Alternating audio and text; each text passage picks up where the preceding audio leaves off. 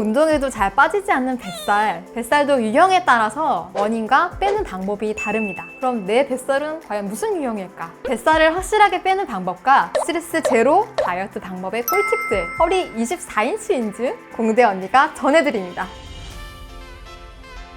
뱃살이 그렇게 빼기 힘든 이유는 피하지방 그리고 내장지방 여러 가지 복합적인 요인으로 내 뱃살을 가리고 있기 때문인데요. 내 뱃살은 과연 무슨 유형일까? 물론 병원에서 검사를 하면 더 정확하겠지만 지금 바로 알아보는 방법도 어렵지 않습니다. 먼저 손가락을 이렇게 가볍게 쥐시고 배를 내가 살짝 꼬집었을 때 잡히게 되면 이것은 피하지방, 잡히지 않고 좀 더 딱딱하면 내장지방이에요. 피부 바로 아래에 잡히는 부분이 피하지방인데요. 우리 몸이 생존을 위한 저장고로 쓰이는 지방을 여기다 쓰기 때문에 생각보다 빼는 게 쉽지가 않습니다. 보통 식사량 증가와 운동량 부족이 그 원인이에요. 꾸준히 노력해야 돼요. 피하지방 아래, 근육 아래, 내장 사이에 장감하게 쌓인 것이 바로 내장지방인데요. 이 경우에는 흡연, 음주, 불규칙한 생활과 인스턴트 음식 이런 나의 생활 습관 때문에 쌓인 경우가 더 많습니다. 내장지방은 상대적으로 빼기가 좀 더 쉬운데요. 간 문맥과 연결돼 있어서 혈액으로 쉽게 녹아 들어갈 수 있기 때문이에요. 그런데 미용상 문제가 되는 피하지방보다 오히려 더 큰 문제를 유발합니다. 혈관에 연결되어 있다 보니 고지혈증, 동맥 경화, 대사증후군 문제를 일으키고 또 염증 물질을 많이 만들어내기 때문입니다. 이렇게 뱃살은 내장지방, 피하지방 복합적으로 있고 또한 생애 주기 호르몬 문제 때문에 잘 빠지지 않는 경우도 있는데요. 특히 여성의 경우는 폐경기 이후에 여성 호르몬 감소로 인해서 지방이 많이 쌓이는 경우도 있습니다.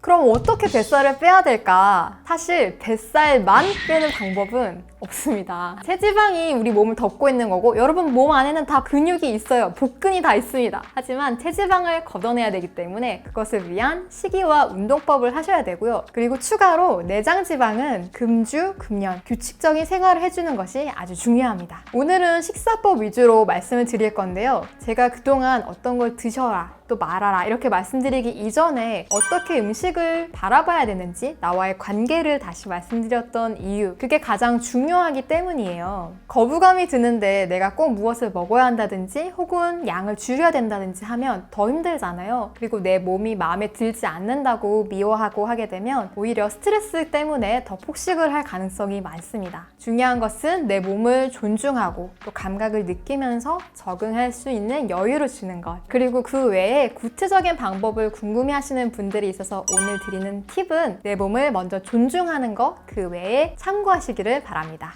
먼저 아셔야 될 것, 탄수화물을 적당히 드세요. 지방은 죄가 없습니다. 보통 뱃살을 빼려고 하면 지방은 알아서 줄이시는데 밥은 신경 안 쓰시는 분들이 있어요. 탄수화물이 많은 식품과 알코올, 술을 섭취하면 체내 중성지방을 생성하는 효소가 증가합니다. 잉여 탄수화물이 그대로 쓰이거나 배출되는 게 아니라 중성지방으로 변신해서 체내의 지방 조직으로 축적이 돼요. 그리고 저도 평소에 지방보다는 탄수화물을 많이 먹었었는데요. 탄수화물의 종류와 양을 바꾸고 나니 체지방이 확 감소했습니다. 그리고 실제로 운동을 할 때도 가장 먼저 쓰는 에너지인 탄수화물 양이 좀 적으면 몸에 쌓여있는 체지방을 꺼내서 태우게 됩니다. 여기서 무조건 탄수화물을 줄이라고 하는 게 아니에요. 탄수화물이 없으면 체지방이 오히려 완전히 연소되지 않습니다. 중요한 건 탄수화물의 양과 종류를 체크하는 거예요. 탄수화물의 양은 얼마나 먹어야 될까? 미국 국립의학연구소에서 권장하는 탄수화물 2일 섭취량은 100g입니다. 그런데 질병관리본부에서 발표한 한국인 평균 탄수화물 섭취량은 314.5g. 무려 3배가 넘는 양이죠. 쉽게 음식으로는 점심, 저녁에 밥 반 공기 정도 드신다고 보실 수 있습니다. 그러니까 다이어트를 위해서는 50에서 100g, 그러니까 점심, 저녁에 밥 반 공기 혹은 한 끼만 그렇게 드시는 걸 권해드립니다. 드리는 건데요. 특히 밥 한 공기, 음료 한 잔이 나오면 무심결에 그걸 다 드시는데요. 그냥 나눠서 드셔도 괜찮습니다. 다이어트를 하겠다고 생각하셨다면 일부는 덜어서 드시거나 혹은 주변에 또 맛있는 걸 나눠 먹는 기쁨도 느껴보세요. 종류로 중요한 것은 당당류보다는 복합 탄수화물을 드시는 게 좋다는 건데요. 단당류, 쉽게는 설탕, 그리고 밀가루와 같은 정제 탄수화물이죠. 빵, 떡, 밀가루 좀 자제하시면 좋습니다. 하나 더 추가하면 양념인데요. 무심결에 드시는 케첩이라든지 고추장, 물엿 이런데 당류가 높아요. 다이어트를 생각하신다면 소금, 후추, 꿀, 고춧가루 그리고 약간의 간장과 같이 가벼운 양념 쓰시는 걸 권해드릴게요. 복합 탄수화물로 드실 것은 백미보다는 현미, 그리고 귀리, 또 단호박도 굉장히 식사 대용으로 좋은 탄수화물입니다. 그리고 스제다 꿀팁인데요. 저처럼 밥이나 빵을 좋아하시는 분들은 대체로 식감이나 맛이 그것과 좀 비슷한 자연식품을 드시는 걸 권해드릴게요. 쌀이나 빵 대신에 달달한 바나나라든지 아몬드 가루가 들어간 빵, 그리고 두부 등과 같이 자연식으로 대체하실 수 있어요. 면을 너무 좋아하신다면 밀가루면 대신에 두부면 혹은 두부를 얼려서 나중에 데워서 으깨면 덮밥처럼 먹기도 좋습니다. 단맛은 설탕 대신 대체당인 스테비아, 알룰로스 등을 쓸 수도 있지만 가급적이면 꿀을 권해드릴게요. 대체당은 장을 자극한다고 하는데요. 저도 실제로 일정량 이상 먹으면 장에 좀 자극이 오는 게 느껴졌었거든요. 입이 심심해서 탄수화물, 과자를 찾는 분들도 많은데요. 그땐 대신 간식으로 씹을 수 있는 야채라든지 단백질 간식도 좋아요. 저도 손쉽게 먹을 수 있는 계란이라든지 황태칩 같은 것도 좋아하고요. 단백질을 쉽게 먹을 수 있는 것들을 좀 준비해두는 편입니다. 그리고 달달한 음식이 먹고 싶을 때는 바나나를 으깨서 얼려놓으면 아이스크림처럼 드실 수도 있고요. 그릭 요거트에 초코가루를 타면 초콜릿처럼 드실 수도 있어요. 저 또한 일반 식사와 함께 닭가슴살과 같은 식단을 하면서 바디 프로필을 찍었었는데요. 그 뒤로 유지할 때는 딱 2가지만 기억하고 있습니다. 단당류 주의, 설탕과 소스 주의하는 거, 그리고 단백질을 챙겨 먹는 거. 물론 초콜릿이라든지 맥주 이런 것도 가끔 먹긴 하지만 앞에서 말씀드렸던 스제다 먹기 방법으로 드시면 폭식을 하지 않을 수 있어요. 네, 오늘은 뱃살을 빼기 위한 체지방 줄이는 방법 시기편을 알려드렸는데요. 다음에는 운동편도 알려드릴게요. 그리고 무엇보다 중요한 것은 내 몸을 존중하는 것,